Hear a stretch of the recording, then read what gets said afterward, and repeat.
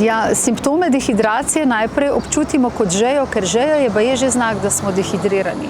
Sicer pa suhe sluznice, svoj lasten jezik si lahko ogledamo v zrcalu, biti mora bleščeč in vlažen. Tudi ta tako zvani test kožne gube, kjer kožo s palcem in kazalcem stisnemo in se mora v eni sekundi poravnati. Meni se ravno komaj v eni sekundi, če ostane dlje, pomeni, da smo dehidrirani. Vsemu temu se izognemo, če pijemo dovolj tekočine.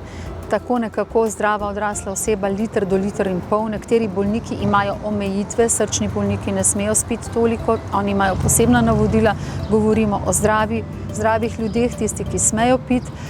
Poletje je še dodatni izziv, razen vročine, ki pospešuje znojenje, in razen zračnega hlajenja v zaprtih prostorih, ki tudi izredno suši kožo, tam je vlažnost 20 do 40%, običajno je 40 do 60%, so izzivi tudi virusne okužbe prebavil, bomo rekli. Ljudje radi rečejo kar trebušna gripa, ki jih spremlja lahko bruhanje in driska. Takrat še posebej pozorno nadomeščajmo tekočino, pa ne samo tekočine, tudi elektrolite je treba nadomestiti.